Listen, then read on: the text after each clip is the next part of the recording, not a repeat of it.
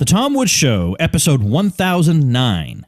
Prepare to set fire to the index card of allowable opinion. Your daily dose of liberty education starts here. The Tom Woods Show. BuzzFeed says if you've never heard of Ebates before, get ready to make some easy money. You're already shopping online anyway at a variety of merchants. Might as well earn some cash back.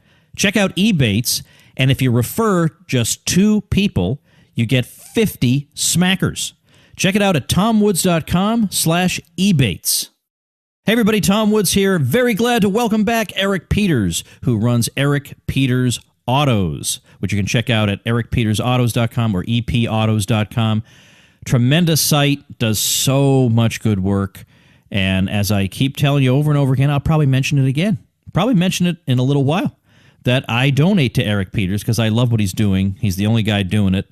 He's a great guy. He deserves the support. So ericpetersautos.com is where you want to go. We've got a bunch of things to talk about relating to cars and liberty today. By the way, one quick thing about the audio today. Unfortunately, Eric's audio drops out a bit here and there. We lose a word here and there, and I apologize for that. We haven't been using Skype with Eric for a number of reasons, but we will use it next time, and that should solve this problem. But it is still eminently listenable. Eric, welcome back. Good to be here. I always enjoy talking to a fellow libertarian heretic. Oh, man, you have no idea. All right, listen, I got to tell you before we get started. Yesterday, or 2 days ago, we were in the car. This has nothing to do with you. I just feel like somebody's got to know this because it was just such an epic fail on my part. I got my Valentine 1 in the car, thanks to you. Mm-hmm. All right. Now, I dawdled on getting it.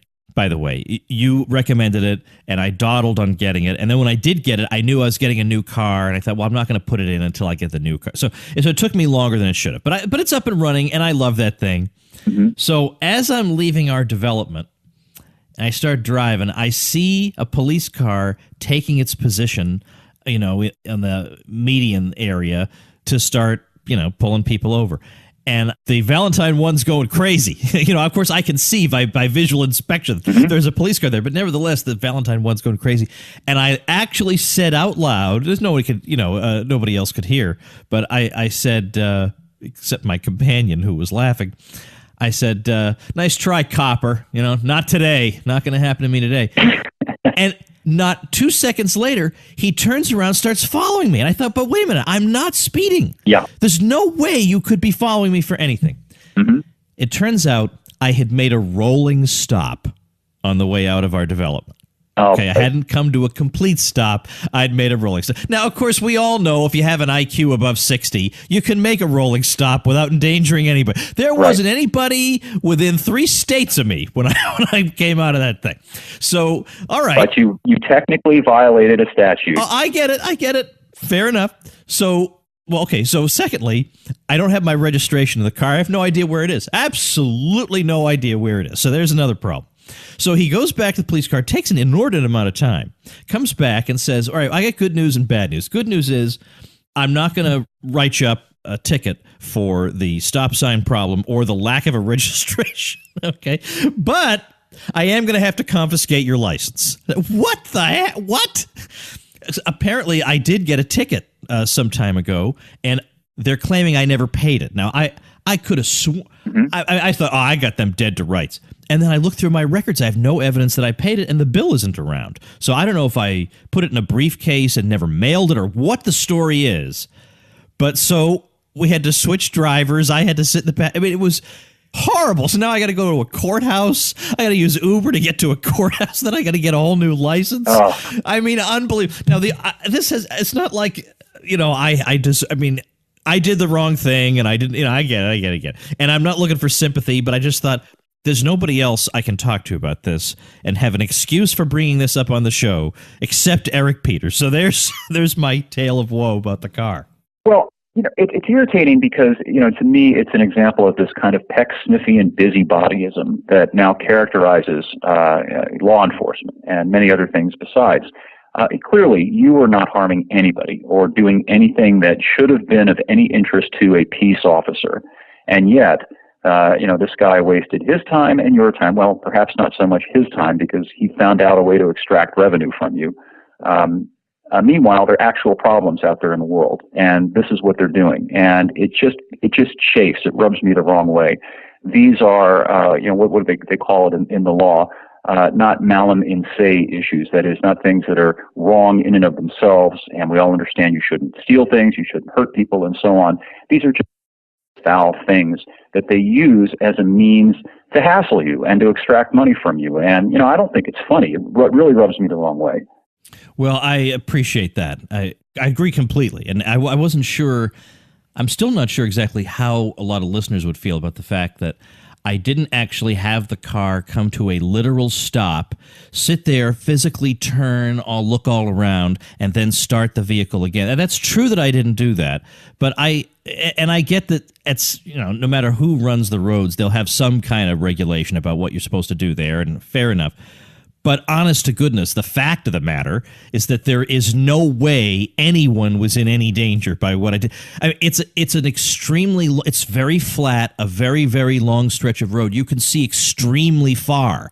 There was nothing. Now, so unless some kind of new technology has come about of a car that can go 500 miles an hour and appear out of nowhere, nobody was in any danger. So, all right, but let's talk. Unless they have a Klingon cloaking device. I have a stop sign that is up the road from my place, and I live out in the country, and I routinely roll through that stop sign for just the same reason. You can see literally a quarter mile in either direction.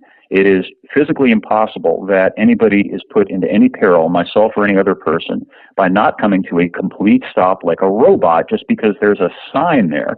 Ironically and interestingly to me, there's all this hullabaloo about how we're supposed to conserve energy and fuel. Well, it's incredibly wasteful to bring a vehicle to a complete stop needlessly and then accelerate. Your vehicle uses the preponderance of the fuel, accelerating all of that.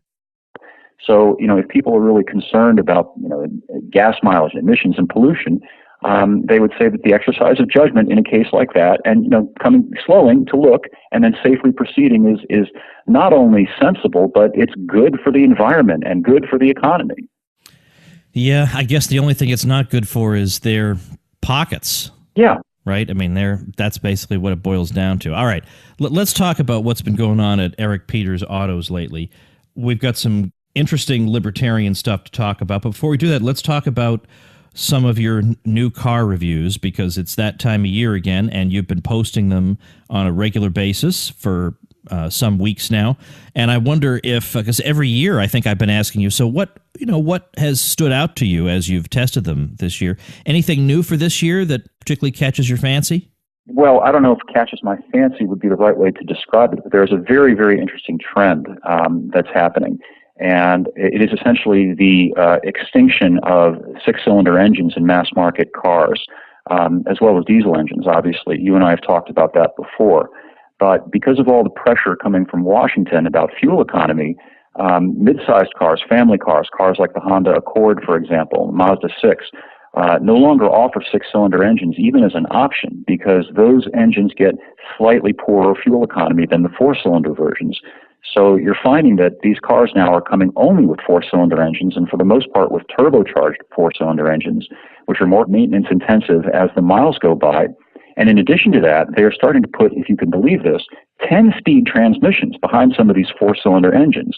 The Accord in 2018 will come with a 10-speed automatic transmission. And again, they're doing that because of these incremental, slight improvements in gas mileage that they can manage that way in order to meet the federal government's corporate average fuel economy mandates. Wow. Okay, I didn't know that about that at all, because I've driven only six cylinders for years. I guess after, because I'm so car illiterate, after I realized there's a difference and it matters, and even an idiot can feel it. And when I'm out on the highway, and especially when I'm merging onto the highway, I sure want that six-cylinder. Mm-hmm. And, they're trying to maintain the level of power and performance from the four-cylinder engines by going with the turbocharger. And the theory is that, when you need the power, you press on the gas, and the turbocharger boosts the power of the engine. But when you're just driving along, the engine will get better gas mileage because it's a smaller engine, a four-cylinder versus a six. But in the real world, you find that these little engines have to work harder than the larger engine, and you wind up discovering that the gas mileage difference is negligible. I test drive these cars every week. I've been doing it for years, so I can tell you this from my own personal experience. The real world mileage difference is inconsequential. But down the road, if that turbo goes, and eventually it will, and the intercooler and the plumbing and all the other associated parts that go with it, the repair costs for that are forbidding, whereas a V6 doesn't have those additional components, so there's no chance that you'll have to pay for a turbo, at 80, 90,000 miles down the road. Wow, I did not expect you to answer this way. I had no idea that this was happening. Well, with that huge caveat then, are there particular cars, nevertheless, that you say, well, given these terrible trends, this one's not so bad? Oh, yeah. The manufacturers are doing the work of Atlas, supporting the world. They have to deal with all this rigmarole coming out of Washington, and yet they still manage to produce some pretty phenomenal vehicles, despite it all. To give you some specific examples of vehicles that I personally am a big fan of that I've recently driven, I had a Jaguar F-Pace, which is their new crossover SUV, and Jaguar is making an SUV now. And it is the only vehicle left in its class that still has a diesel engine option. And while mileage is probably not that big a concern to people who are buying $50,000 vehicles, what's really neat about it is the thing can go about 600 miles on a tank full of fuel. So you hardly ever have to stop. And that, to me, is a luxurious feature of the vehicle. Not to mention it's a good-looking vehicle on top of that. Wow, that is great to be able to do that. Now, an SUV for Jaguar SUV, it's not going to have an option for third-row seating or anything like that, right? It's going to be just a five-seater? Well, yeah, this particular one is a five-seater, but it actually can take five people, four plus the driver. Whereas some of its rivals, in particular the Porsche Macan, which I like, that's a fun car, is effectively a four-seater. If you've ever been in that thing, the back seat has got a hump in between the two seats, and so realistically, you're not going to put three people back there. So that's one of the big advantages of that particular vehicle. All right, what about a car that's that costs a little bit less, is more realistic for a lot of people that you like? Well, a friend of mine, I'm glad you asked that question, recently got the little Fiat 500 hatchback, and she got a tremendous deal on it because Fiat is having some difficulty selling those cars. Not because they're bad cars by any means, they just haven't done a very effective job of marketing them, as Americans in general are somewhat averse to very small cars. But it's a cute, fun little thing, and she picked it up for thousands of dollars underneath the MSRP sticker price. She couldn't be happier with it. It's fun. It gets great gas mileage. It's very space efficient on the inside, and you can park the thing almost anywhere that a skateboard will fit. All right, so that's good. So what would you say then, if you had to say, all right, these are, actually, I don't know what the typical sticker price for let's say, a mid-size car is these days, so I'm not even sure where to start, but I don't know, somewhere, let's say 30,000 and below in that category, where should people look? If you had to name two or three. Okay, I'll name one in particular. I'm a huge fan of the Mazda 6, and that is a mid-size sedan that competes with the blue-chip models, being the Toyota Camry and the Honda Accord.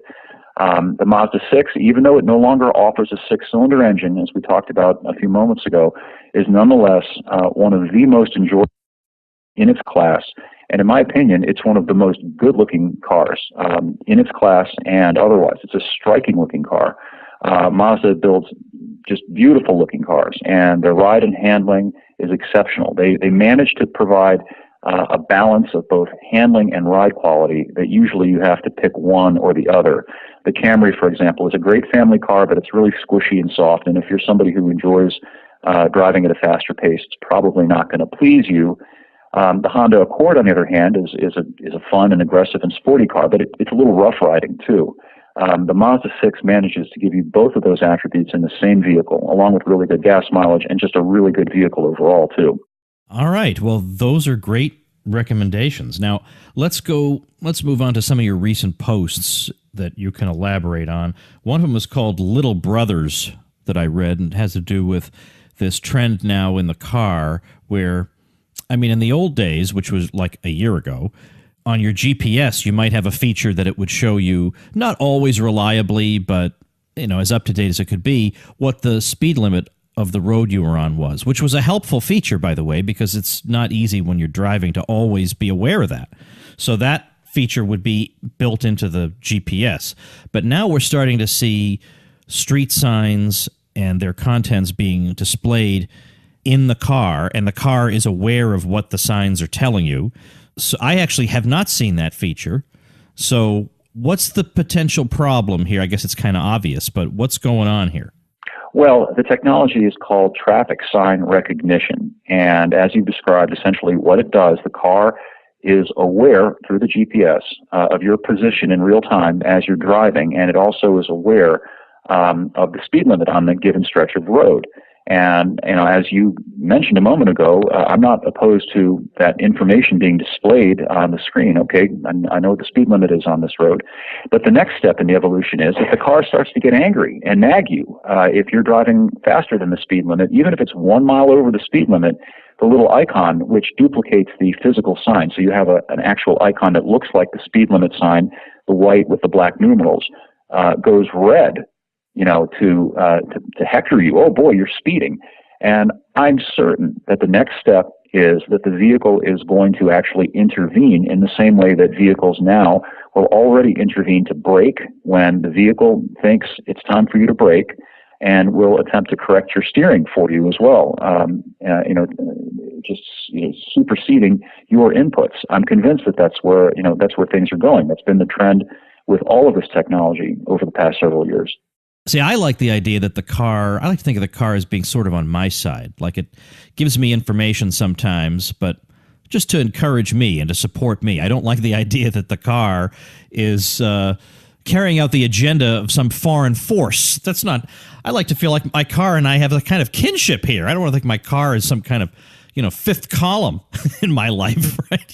I don't want that. I agree, exactly. That's my objection to all of this.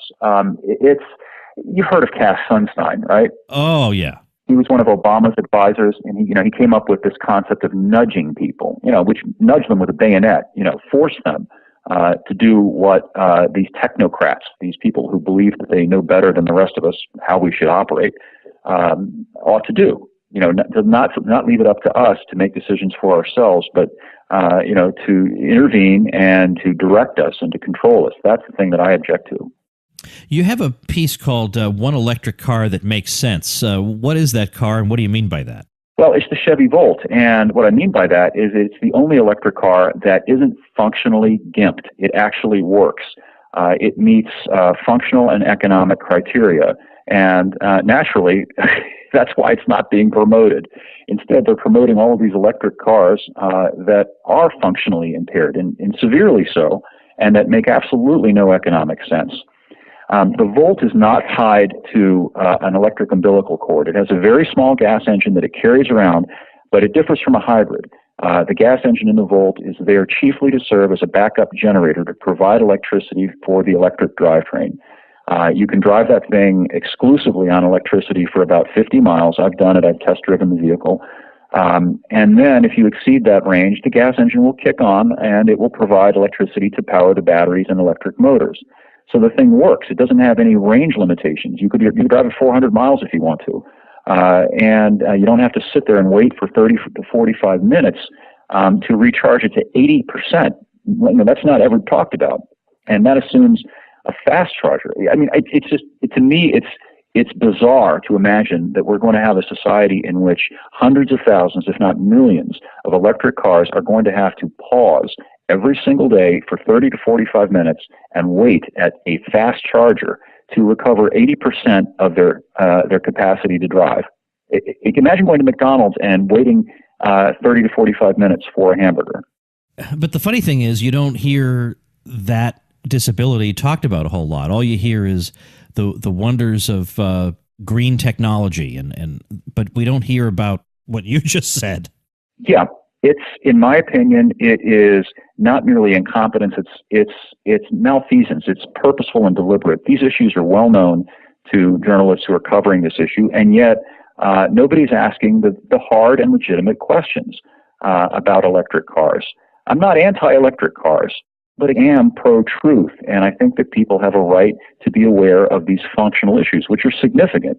You can refuel a gas engine car in 5 minutes, and that is what our entire system is geared up to deal with. You know, you go to work, you leave work, you need to put some gas in the vehicle, you stop at the gas station, you put the fuel in 5 minutes you're back on the road. The idea that people are going to stop for 30 to 45 minutes, and again, that assumes one of these fast chargers, which are high voltage charging stations, which do not exist. An entire infrastructure will have to be built in order to have these fast chargers, such that hundreds of thousands or millions of electric cars could plug in. It's crazy. Yeah, but then people could say, all right, maybe electric cars aren't so practical. That's why we have hybrids. Well, okay, you can have hybrids, and hybrids, you know, they at least don't have the functional problem. But again, the economics don't make any sense, particularly now. As I'm sure you're well aware, the price of gasoline right now is at historic lows. If you adjust the current cost of unleaded regular for inflation and take out the taxes, it's probably cheaper now than it was in 1950. So what's the bum's rush for these hybrids and electric cars? Why? What's the reason for it? How does it benefit the average person? The hybrid costs several $1,000s more, usually, than an otherwise equivalent car that isn't a hybrid. So why would you buy it? What is the point to buying this thing? You're not going to save money.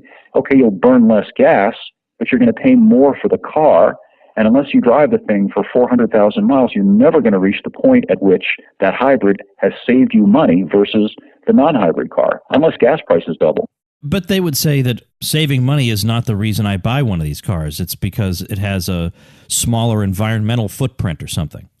Well, they can say that, but to a great extent, that's a really ignorant statement. Most current IC engine cars, by the EPA's own terminology, qualify as, and this is their term, partial zero emissions vehicle. The emissions, the things that are actually harmful to people, that cause smog, that cause respiratory problems, are effectively nil at this point. We are talking about fractions of a percent that are coming out of the tailpipe that are problematic. Now, they can fall back on the carbon dioxide thing and on the climate change thing, but CO2 is an inert gas. It has absolutely nothing to do with smog formation, with respiratory issues in human beings, with human health generally.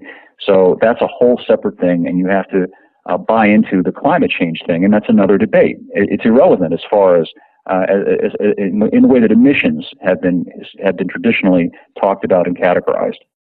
Let's talk about your post called "The Kids Don't Wrench," talking about these days as opposed to, let's say, I don't know, maybe in the 50s or 60s or even 70s. You could see kids, as kids are curious about how things work, and that culminates in an interest in how cars work. And so people would get at least some kind of it wasn't that everybody was an expert, but people would gain naturally kind of a rudimentary understanding of the workings of the car that could come in handy from time to time. Yep. And that doesn't happen anymore. What's the reason for that? Well, the reason just has to do with the orders of magnitude greater complexity of any modern vehicle versus the vehicles that were built right up through the late 1980s, mid-late 1980s is when things really started to get complicated. Prior to that, most cars, all cars really, were mechanical things, and they were approachable and accessible. You could physically handle, for example, a carburetor. You could pop the hood of a car, and it was this mechanical device, and you could rotate the throttle arm, and you could see the venturis, you could see the throttle blades, the choke. You could gain an understanding of it. A kid could understand that. It was very approachable, and that was the entirety of the fuel system, really, other than the fuel pump that fed fuel to the carburetor. So you could gain an understanding of it, and then become familiar with its operation and learn how to service and work on it.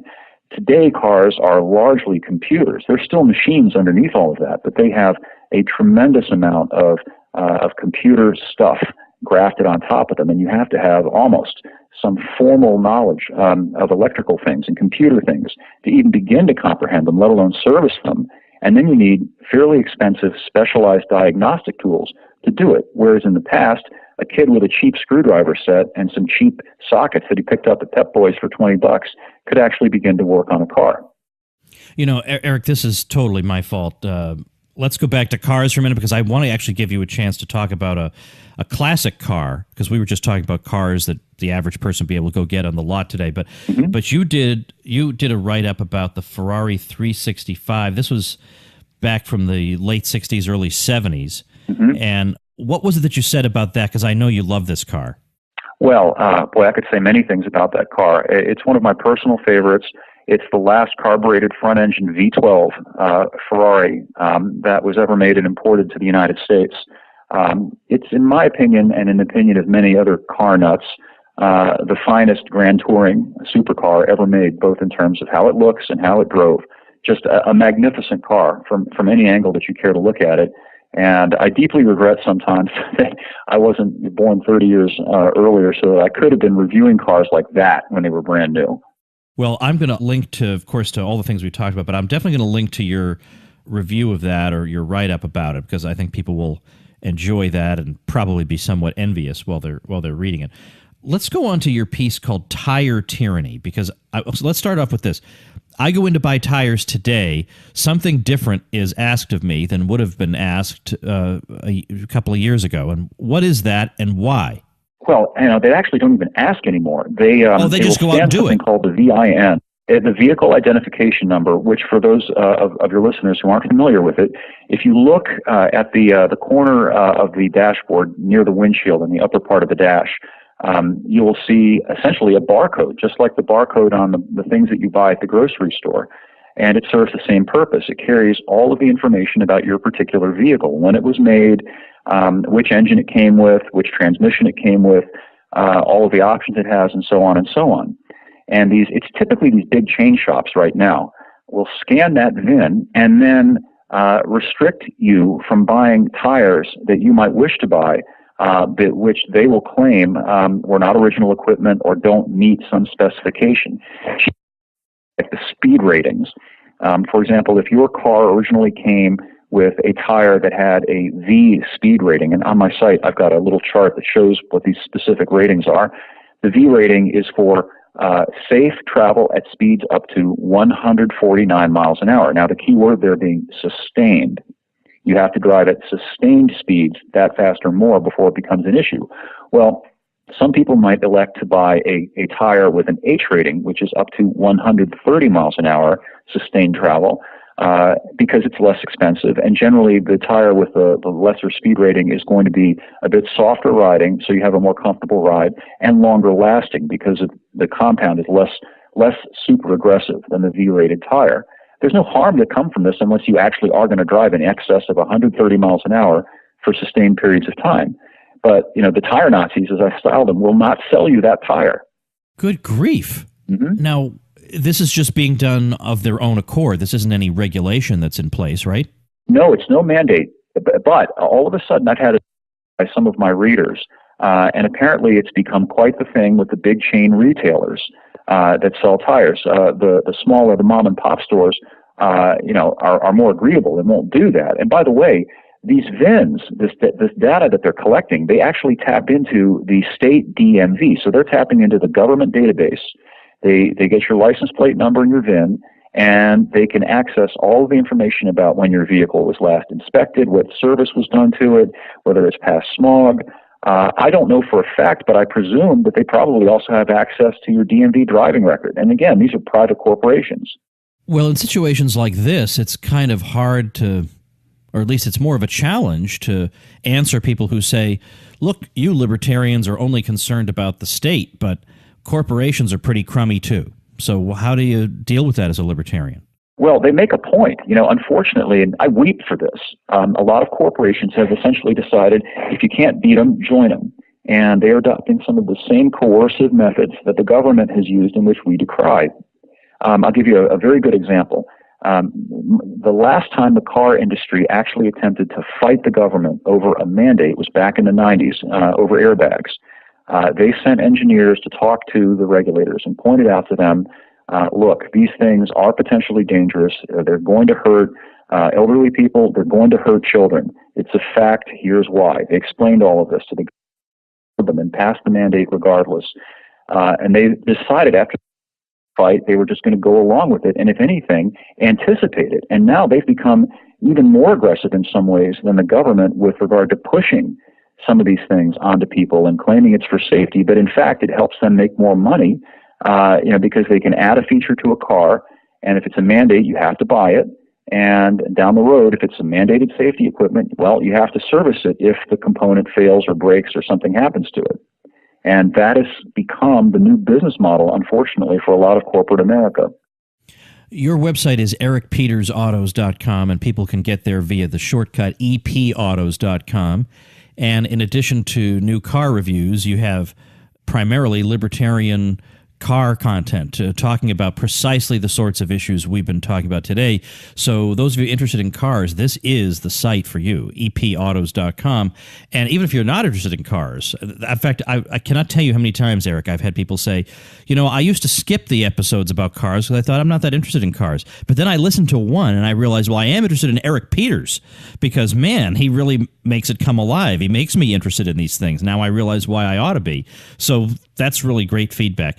And you, I think, are unique. I don't think there's anybody producing the kind of content you're producing. So you are one of the people I make a monthly contribution to. So I would urge people to consider emulating my practice by heading over to epautos.com, checking it out, and making a contribution to Eric. I make a contribution that goes to him every month, and I'm extremely glad to do it. And he also has a free ebook when you sign up at his site. You can sign up for it. It's right at the top. This is for free. You don't have to donate to get it, although donating is nice. I urge you to do it. But his free ebook is on buying a car and how to do so without losing unnecessary money. It's very, very valuable to get that. And it's more than typical so-called free ebook is like 400 pages in, 68-point font. And, this is a real book, and it's really helpful to you. So you can sign up for that at epautos.com. And then while you're there, kick in a few bucks for Eric. He's doing excellent and important work. Eric, we'll look forward to another conversation in the future. Thanks so much. Thank you, Tom. And I'm sorry about your ticket. Thanks a lot. I appreciate it. You bet. Always had a good time. All right, everybody, we are getting closer to the rescheduled 1,000th episode event. So when that 1,000th episode is added to the list of episodes, you may, in your player, have to scroll down to find the 1,000th episode. Don't tell me you're not going to listen to the 1,000th episode after everything we've gone through to get this thing up there. You are going to listen to that thing. Okay, if I have to come over there and click on it for you, you're going to listen to that thing. But I don't want it to get lost in the shuffle because it'll be, 15 episodes down in your player by the time it comes out, because I'm going to try and put it in there right where it should have gone if we hadn't had to reschedule it because of the hurricane. But anyway, this coming Saturday, September 30th in Orlando is the 1,000th episode event, and you can register for that at tomwoods.com/Orlando. Costs you nothing, but there you go. So make sure and do that, because it would be great to have you. We're going to have a lot of fun doing that. All right, that's it for today. Thanks for listening. Become a smarter libertarian in just 30 minutes a day. Visit tomwoods.com to subscribe to the show for free, and we'll see you next time.